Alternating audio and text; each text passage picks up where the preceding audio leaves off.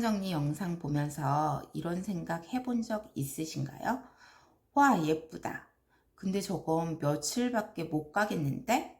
솔직히 말하면 정리 영상 속 옷장들은 대부분 전시용에 가깝습니다. 실제로 매일 옷을 입고 벗고 다시 넣는 생활을 하는 사람에게는 유지하기 꽤 어려운 구조인 경우가 많아요. 옷은 접지 말고 걸어라. 옷걸이는 반드시 통일해라.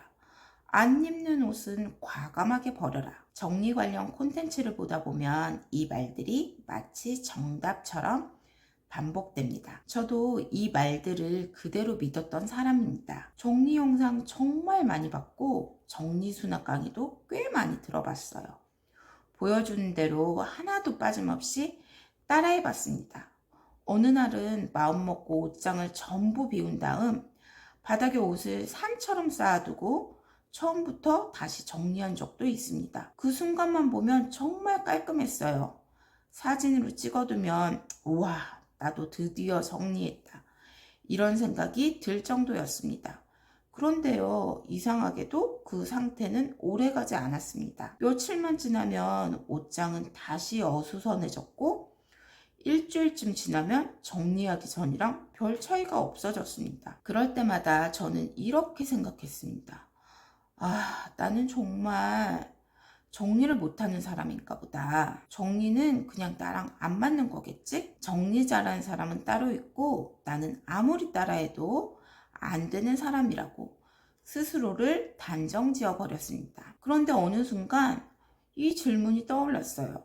내가 정리를 못하는 게 아니라 내 생활이랑 전혀 맞지 않는 정리 방법을 억지로 하고 있었던 건 아닐까? 정리 영상 속 옷장은 예쁘긴 하지만 그 사람의 생활 방식에 맞춰 만들어진 구조입니다. 그걸 그대로 내 생활에 가져다 놓는다고 해서 같이 유지될 이유는 없다는 걸 그때 처음 깨달았습니다. 그래서 오늘 영상에서는 정리 잘하는 사람들의 예쁜 옷장 이야기가 아니라 정리를 귀찮아하고 정리에 자주 실패했던 사람이 실제로 유지할 수 있었던 옷장 구조를 하나씩 이야기해 보려고 합니다.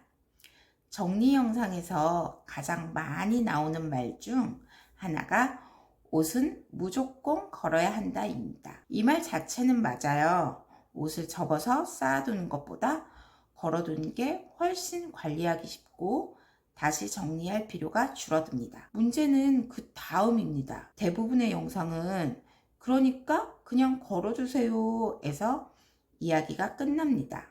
하지만 실제로 옷장을 써보면 그렇게 단순하지 않습니다. 옷을 걸어두기만 한다고 해서 정리가 자동으로 유지되지는 않습니다. 진짜 중요한 건 어디에, 어떤 기준으로, 어떤 순서로 걸어두느냐입니다. 이 기준이 없으면 옷장은 다시 금방 흐트러집니다. 저는 오른손잡이입니다.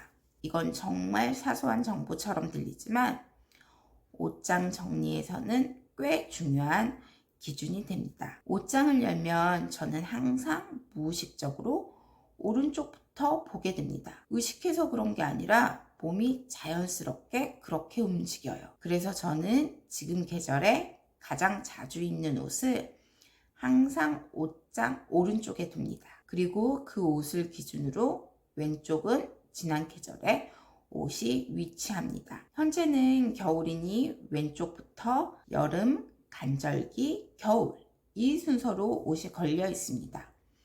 이렇게 해두면 옷장을 여는 순간 지금 입을 옷이 바로 눈에 들어옵니다. 오늘 뭐 입지? 이 고민을 굳이 길게 하지 않아도 됩니다. 여기서 정말 중요한 포인트 하나 말씀드릴게요. 저는 계절이 바뀔 때마다 옷장을 다시 정리하지 않습니다. 여름 옷은 여름 구역, 겨울 옷은 겨울 구역.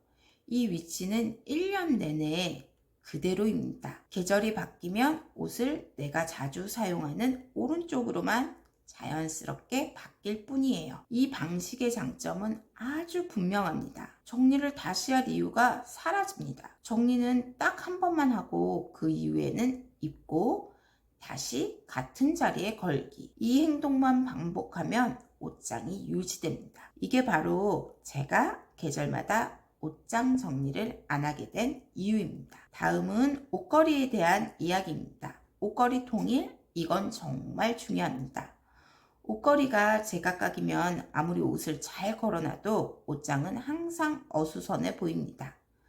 그래서 저는 한 공간 안에서는 옷에 맞는 종류의 옷걸이만 씁니다. 옷장 전체를 한 번에 다 바꾸는 게 부담된다면 구역별로만 통일해도 충분합니다. 중요한 건 같은 공간 안에서는 시각적으로 하나로 보이게 만드는 것입니다. 이렇게만 해도 같은 양의 옷인데도 옷장이 훨씬 넓어 보이고 정리된 느낌이 오래 유지됩니다. 그리고 많은 분들이 옷을 상의, 하의, 아우터 이렇게만 나눕니다. 보기에는 정리된 것 같지만 막상 입으려고 하면 은근히 불편합니다. 그래서 저는 기준을 이렇게 바꿨습니다. 상의와 하의만 나눈 뒤 자주 입는 옷을 오른쪽에 걸어두면 자연스럽게 가끔 입는 옷은 같은 계절 안에서 왼쪽으로 가게 됩니다. 이렇게 배치하면 아침에 옷 고르는 시간이 눈에 띄게 줄어듭니다. 정리는 예쁘게 보이기 위한 게 아니라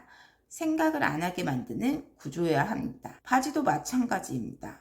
바지를 접어서 쌓아두면 처음엔 깔끔해 보이지만 며칠만 지나도 금방 무너집니다. 그래서 저는 아이들은 옷걸이에 빼는 걸 귀찮아해서 서랍에 넣지만 그걸 제외하고는 가능한 바지는 전부 걸어둡니다. 내가 편한 옷걸이를 쓰면 괜찮습니다.